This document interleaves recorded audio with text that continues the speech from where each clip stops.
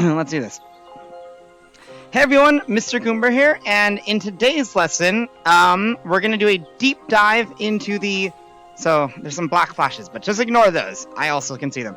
We're going to do a deep dive into the Renaissance, okay? And, I guess, since this is like our second or third lesson about the Renaissance, a really good way to start is to read what's called our California History Social Science Framework.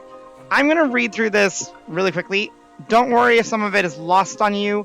We're going to be really exploring this unit in many ways, but this will just be really brief overview. So, what is the Renaissance? Well, according to this, and it's a good definition in my opinion, the Renaissance is a cultural and intellectual movement that began in the Italian city-states in the mid-14th century and spread across Europe by the 16th century. So we're looking at, this looks like about a two-century period, about a couple hundred years.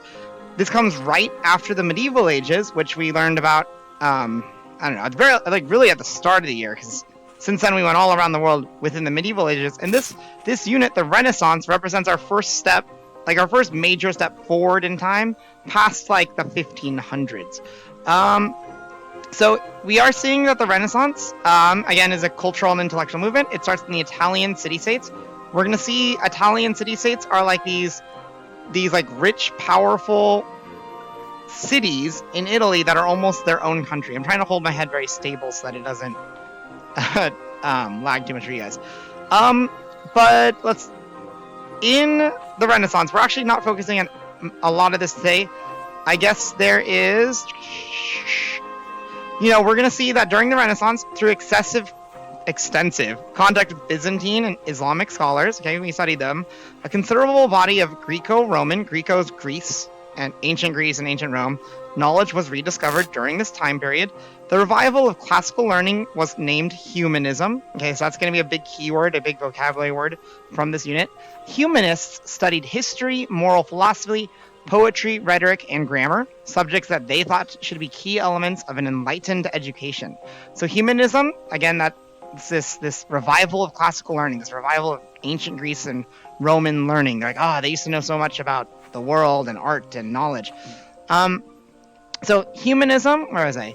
Facilitated considerable achievements in literature, such as the works of Dante, Machiavelli, who we studied, last week, Shakespeare, and in the arts, we're going to see the painting and sculptures of Leonardo da Vinci and Michelangelo, okay? So, in this unit, and actually what we're doing a little bit today, is we're going to investigate artistic techniques of the Renaissance, such as perspective and realistic portraits, and architectural masterpieces such as the Sistine Chapel, which I did not plan to do today, although this gives me an amazing idea for a future, VR-based lesson. During the Renaissance, we're going to see, the printing press using movable metal type, and the available manufactured paper is disseminating humanism and Italian Renaissance learning to other parts of Europe and beyond. So we're going to see, the education of, these ideas can spread to many different people thanks to innovations like the printing press. And humanist interest in Northern Europe in the origin development language, and the creation of new and more exciting Greek and Latin versions of the New Testament. So this is getting into the Reformation, actually, which is next unit, although they're almost the same thing in a lot of ways. Or I guess contemporaneous. But today, after that long thing, really my focus is going to be on art. So I found this actually on a Murrieta website. So this might be the same form I used when I was a kid to learn about the different art styles. And I think it's a really good overview. I'm going to provide both of these. I'll have these available for you when you're watching this video.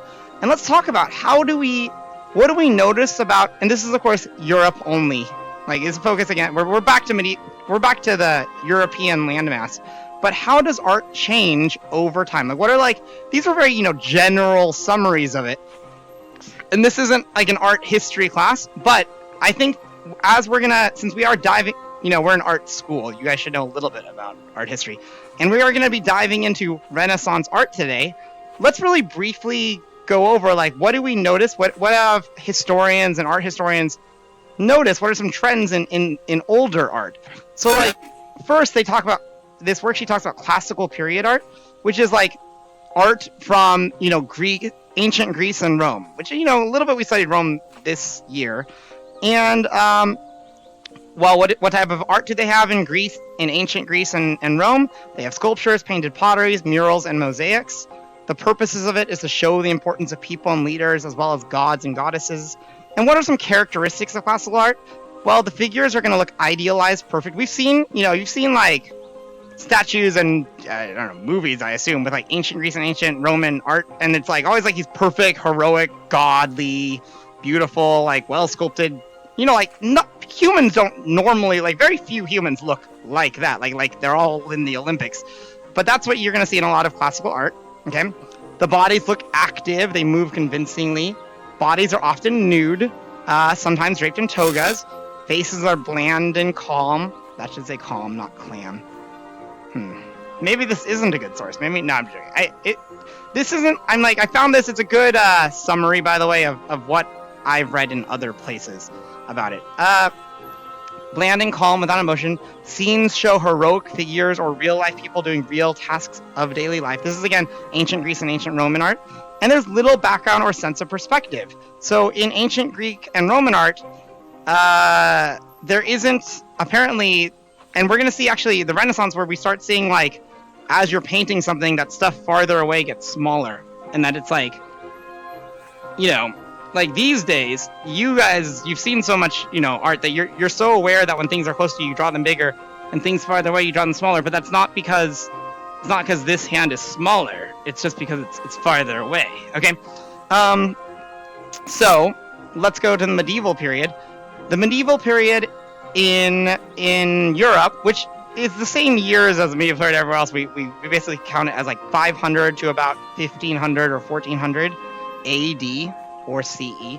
It's characterized by the rise of feudalism. We studied this, and the controlling power of the Catholic Church in people's lives. So since the Catholic Church is like the big, mostly they have a lot of money like, compared to many other institutions at this time period, what we're going to see is that a lot of the art is like Catholic Church themed or inspired or focused things. So we see art from the medieval period in, like, we see stained glass windows, sculptures, illuminated manuscripts. That's like illustrated books. Okay, that's kind of where like pieces of paper with illustrations. Like really like gold. Have you ever seen like that gold paint? Anyways, paintings, tapestries. So we have some of these primary sources from the medieval period. And what's the purpose in general of medieval art? To teach religion to people who cannot read or write. And the characteristics of medieval art are the subjects are mostly religious. The figures look flat and stiff with little real movement. I have another PowerPoint later where we're gonna look at that like an example of medieval art and Renaissance art side by side. The important figures are large. Yeah, a really interesting thing in medieval art is like, a lot of them are about like Mary or Jesus, and they're just like massive compared to like all these little people around them. And it's not because like, like these important characters are like, standing really close or they're like really large, like in real life. It's because the style then is like the important figure is huge, and then all these background characters, they can be like tiny around them. Generally in medieval art, we're gonna see fully clothed, draped and deeply carved, still looking clothes, like they're fully clothed. Their clothing don't look like they're moving. Their faces are solemn. That means like serious, with little emotion in medieval art. Paintings use vibrant colors, but very flat, two-dimensional painted figures. Okay, it doesn't look realistic. And the backgrounds are a single color, often gold. There's no interest in creating a realistic space in medieval art. And again, I'm not going to start this whole lesson over. Maybe I should have had it. I don't have any medieval art ready, so you'll have to wait for the second lesson we'll go back and look at it. But today I'm really interested in our main focus of this unit is the Renaissance art. And the Renaissance includes a rebirth of interest in classical culture. So I'll bet we're going to see some influence of the classical period in Renaissance art. It begins around 1400 and lasted until 1650. You guys have probably seen Renaissance art. We're going to go through some famous ones today. People rediscovered the writings and artworks of the Greeks and Romans, borrowed their ancient ideas, and combined them in new ways. Forms of art is sculptures, murals, drawings, and paintings. And the purpose is to show the importance of people and nature and not just religion. So characteristics of Renaissance art. So again, it's like in the Renaissance, it's not just religious art anymore. Now it's the importance of people and nature. Okay, humanism, like from that. Remember from the original, we're going to see humanisms, which is, revival of classical learning, studying history, moral philosophy, poetry, rhetoric, and grammar. Okay. So in Renaissance art, both religious and non-religious scenes, figures look idealized. They look perfect. Bodies may be active or moving. Bodies may be nude or clothed. We're going to see all of this today, and I expect us to be mature about it, because there is going to be some taste. There's going to be some tasteful nudity. It's not vulgar. It's the art from the time period. We're going to analyze it. Be mature about it. Real people doing real tasks of daily life. Faces express what people are thinking in Renaissance style art. Colors respond to the light that falls on them, which is really cool. Like, we would expect things to get brighter when there's more light on it.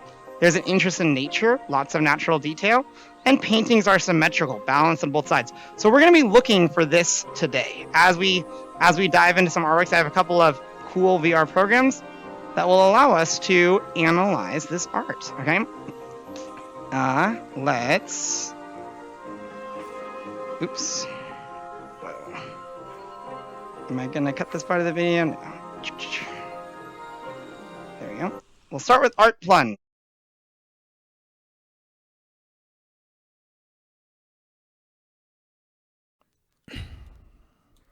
So, I'm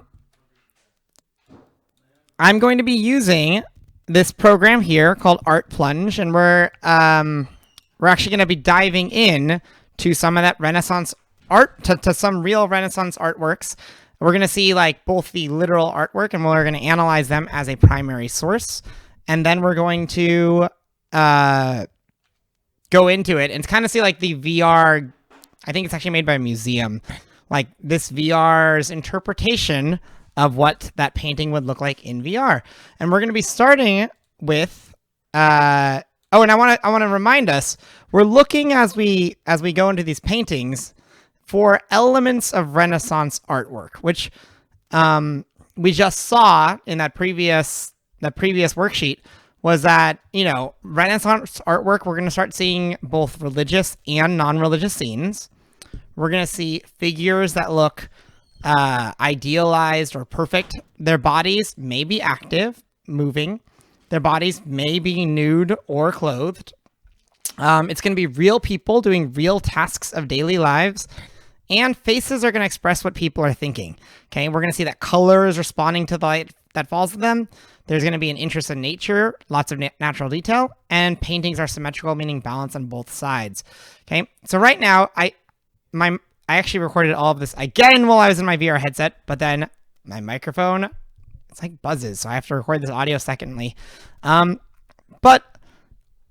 Right now, we're looking at this painting. It's called Girl Reading a Letter at an Open Window by Johannes Vermeer from 1659, which is right outside of the Renaissance time block that I said earlier. So this art history actually has a lot of different segments. This is either considered a Renaissance painting or right after it, and it has certainly a lot of Renaissance influences. So this counts. This is fine. And just looking at this, this is a primary source, right? And that's the best way to learn about history, because a primary source, it can be open to interpretation and inference, but it's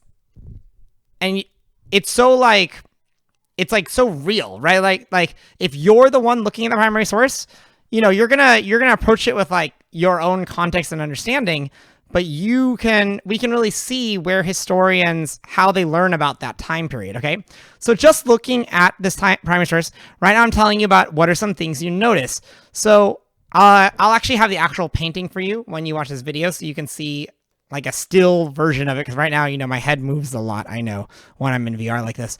But I there's curtains. At the bottom is some fruit and a blanket.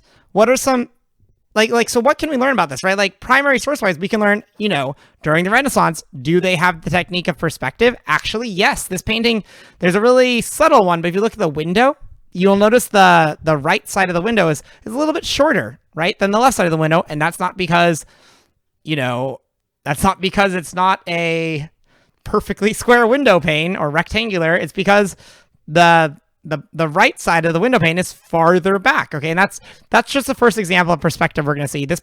But you know what other Renaissance elements I notice in this? I notice that it's a real person doing a real daily task of life. She's reading a letter, which then brings up a lot of different technology or a lot of different just bits of information we can glean just from this one primary source, which is hairstyles at the time period, what clothes they wear. We know that they have the technology of paper.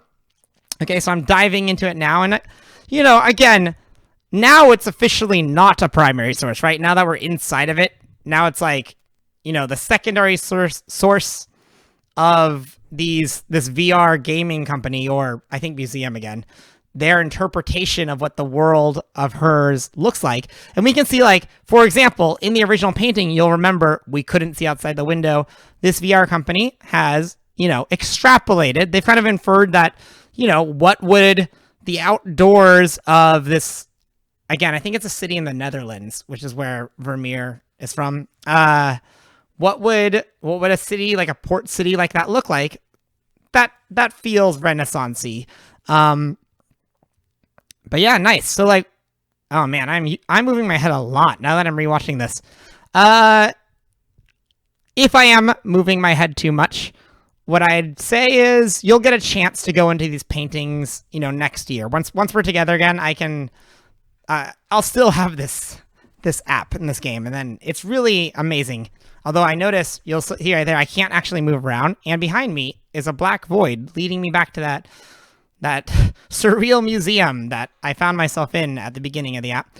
It's kind of unnerving, and it makes a really loud sound, which you won't be able to hear because, again, I had a voice over it, but it's like, okay, back to the painting, back to what else can we learn from this painting?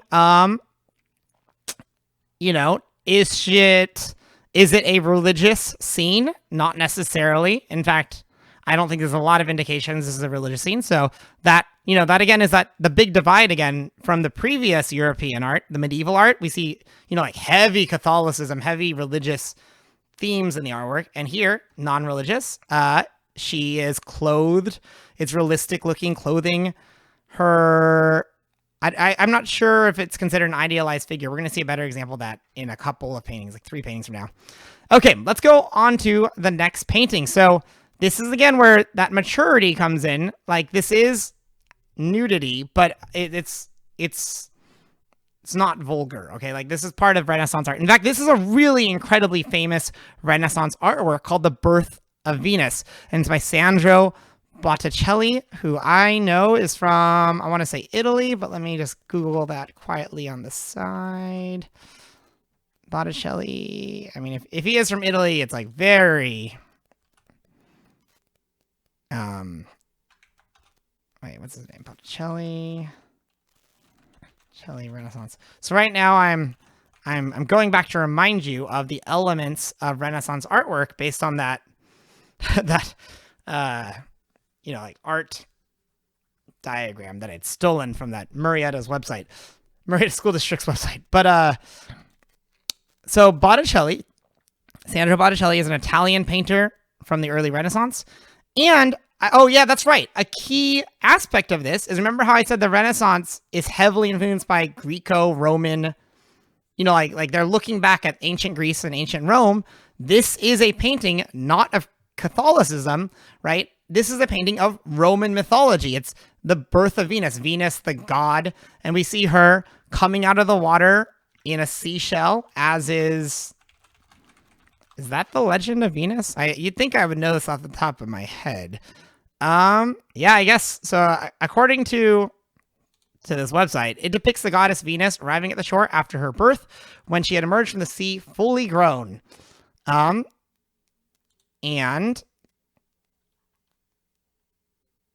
what else do I want to say to this? We see nature in this.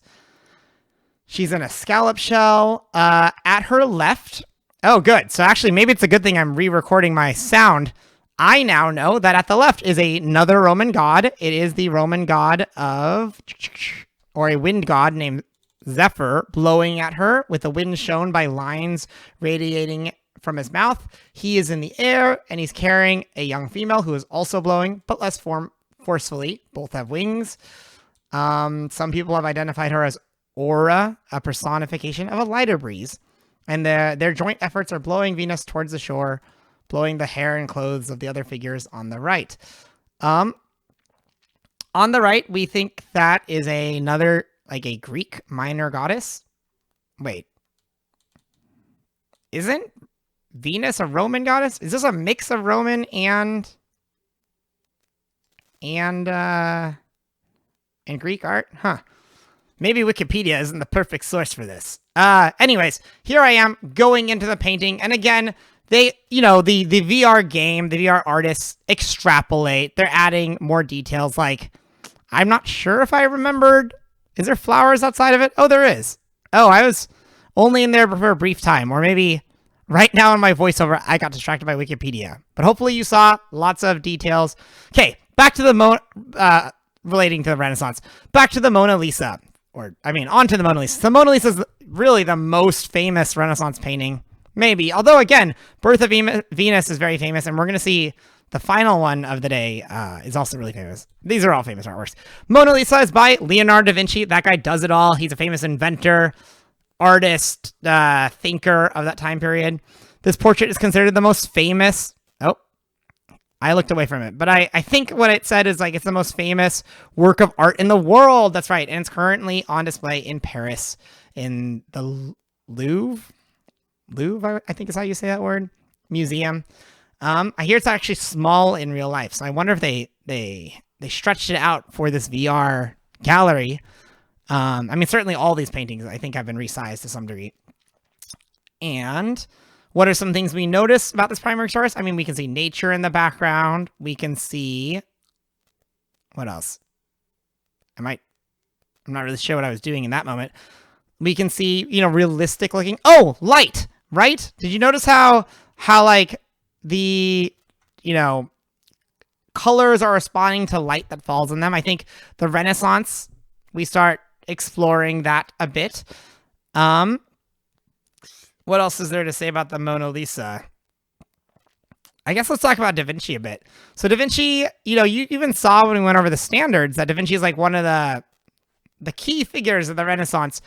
And he's really emblematic of a lot of the things we know about the Renaissance, which is like it starts in Italian city-states. Oh, okay, good. I'm going in. I don't have to delay more. So here, in their, the VR artists, again, they take liberties. They added like these poles, these, what are they?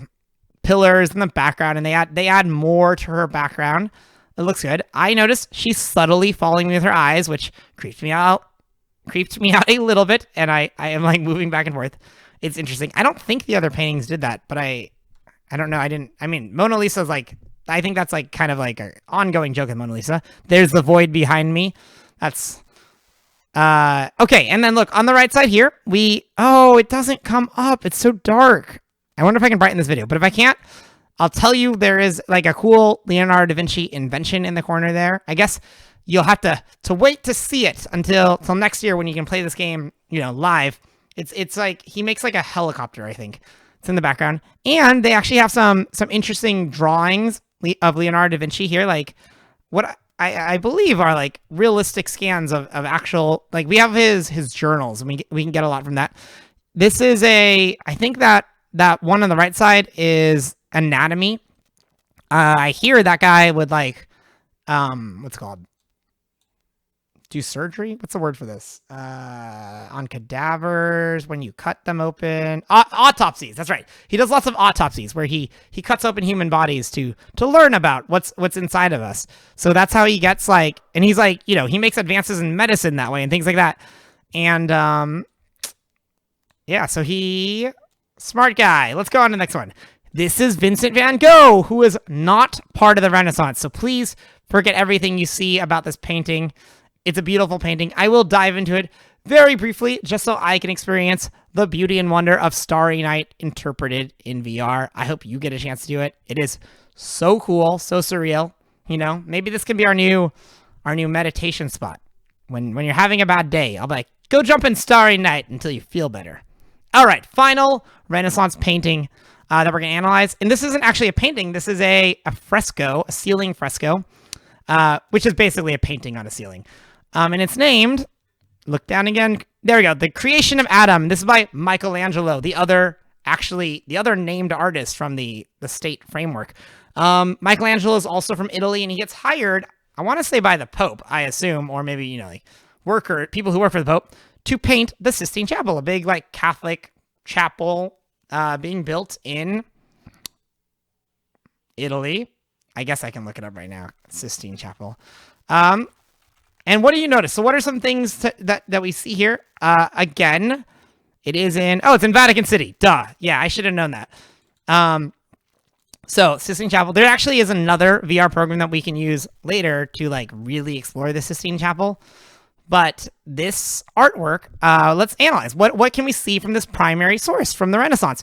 Well, is there, let's go back to our list. Is there religious and non-religious subjects? Well, in this case, this is religious. This shows, if you're not familiar with Christianity or Catholicism, there's a famous story at the beginning of it where God creates the first man, whose name is Adam.